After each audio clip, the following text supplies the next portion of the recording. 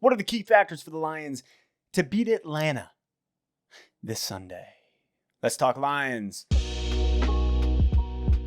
Thank you for taking the time out of your day to watch this video, for liking, commenting, and subscribing. Keeps me motivated.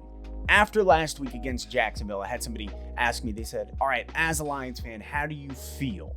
What's it like? Because at this point, you're going to be entering into the purgatory of mid-draft selection. Because there's a lot of teams that are worse than us. And there's a lot of teams that are better than us. We are sitting in that sweet, sweet spot of regular M&Ms. They're not dark chocolate, and there's no peanuts in them. They're just regular M&Ms. The best way to describe what it feels like right now is in the Fellowship of the Ring when they enter into the Mines of Moria and the rock of the cavern closes behind them and they're like, well, there's only one way out of this cave. And that's through the Mines of Moria, through the tunnels, through the goblins. There's only one way to the wild card. And that's through the W category. Key factors in beating the Atlanta Falcons comes in what I like to call combos, pairs, duos, if you will. Key factor number one is our running backs between Jamal Agnew and DeAndre Swift. Key factor number two is our tight ends between Jesse James and TJ Hawkinson. And key factor number three is our linebackers, combination of Jarrad Davis and Jamie Collins. So let's get into it. Playing Atlanta this Sunday, I'm amped. I actually think the game's going to be a good game. I think both teams very competitively are equal to one another, especially with the Falcons getting Julio Jones back. That is a bummer, but will make for an enjoyable game. Atlanta is nothing more than the Lions of the NFC South. That's what Atlanta is. They are perpetually the team that is blowing fourth quarter leads, blowing Super Bowls, which, well, we've not seen one of those, but if we got there, we probably would. And to always give the city hope, only to undercut them and take it all away. Atlanta is just the Lions of the South. So this week should actually be a really good game. Also, good news, Justin Coleman has been taken off the IR. That's right. Light it up. Let's go. Send off some fireworks. That's huge. I don't believe Coleman will play this Sunday. I would say the chances are pretty slim, but he is off the IR and he could be back in time against Indianapolis next week. So let's take a look at Atlanta. Atlanta is 1-5. They haven't had their bye yet. Julio Jones has been injured for a couple weeks. He is officially back. Matt Ryan is obviously struggling. People are asking the question, are they going to tank in order to get Trevor Lawrence?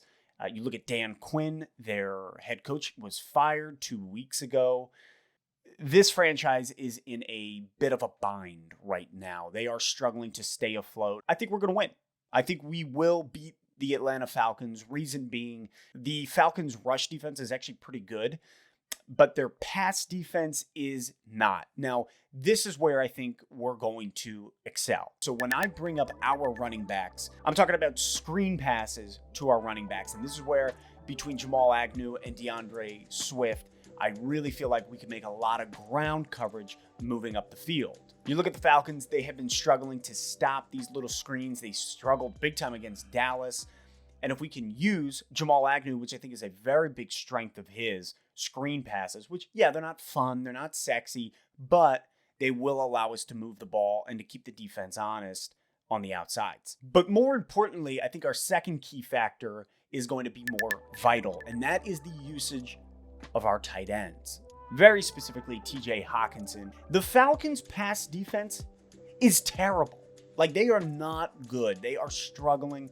You look at Atlanta's last 6 games, where are they struggling the most, other than finishing them, is matching up against tight ends. Their coverage on tight ends is not working. Tight ends are killing Atlanta. So running simple 8 to 10 yard routes with our tight ends will be instrumental in a victory. And number 3, I look at our linebacker situation between Jamie Collins and Jarrad Davis. Look, our defense played beautifully against Jacksonville. Now, we did come off a bye, we were rested, we were healthy, but our defense really showed up. And I know it was Jacksonville. That's what everybody's saying. Oh, it was Jacksonville. Doesn't matter. When you look at it, our defense was smart, played well, kept the penalties to a minimum.